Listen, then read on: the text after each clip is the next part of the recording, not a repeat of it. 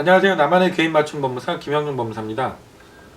이 시간에는 개인 파산을 고민하시면서 상담 주시는 분들 중에 이혼을 하면 어떠냐 이렇게 문의하시는 분들이 가끔 계세요.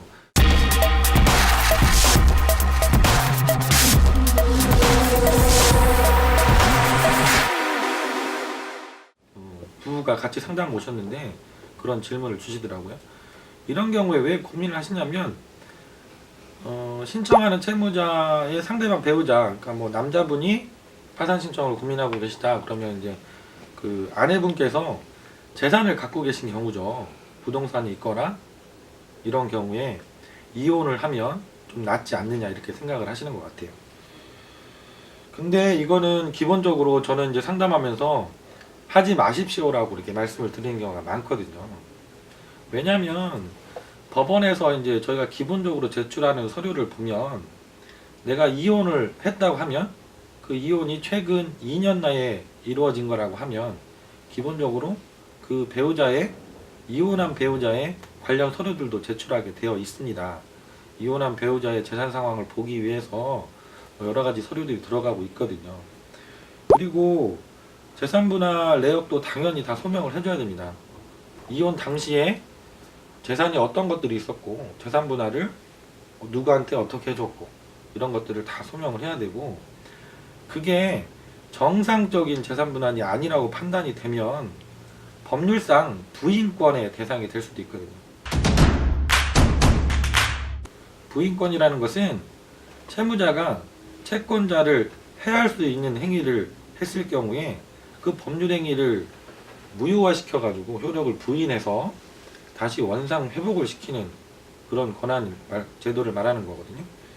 그래서 파산관제인께서 조사를 하다가 이혼을 하면서 재산분할을 과도하게 해줬다. 공동재산의 청산 목적 범위를 벗어나고 또 부양 목적 범위도 벗어나는 정도의 아주 과다한 재산분할이 있었다. 재산이 있던 것을 배우자한테 다 주고 내가 이혼을 했다. 뭐 이런 경우에는 당연히 부인권 행사의 대상이 될 수가 있죠.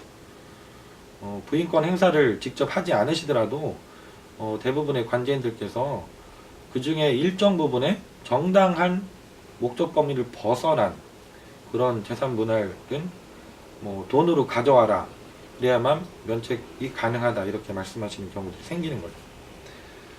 그래서 그 남편이 예를 들어서 뭐 사업을 하다가 부도가 나셔서 지금 가정 파탄 위기에 놓여 있다. 그리고 내 빚 때문에 가족들까지 고통받는 게 싫다. 그래서 이렇게 이혼까지 고민을 하시는 경우들이 생기는데 이거는 파산 절차 진행에도 전혀 도움이 되지 않습니다.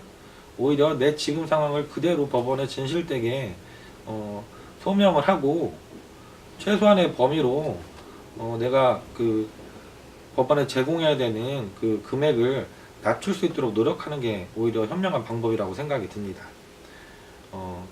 이게 간단한 부분이 아니라 개인이 처해 있는 상황 그리고 이제 부부가 가지고 있었던 이혼 당시에 뭐 재산 상황이라든가 그리고 이혼의 원인이 누구한테 있는지 이런 부분들을 세세하게 검토를 해봐야 되는 좀 까다로운 부분이기 때문에 전문가에게 미리 꼭 상담을 받아보시고 결정을 하시는 것이 좋습니다.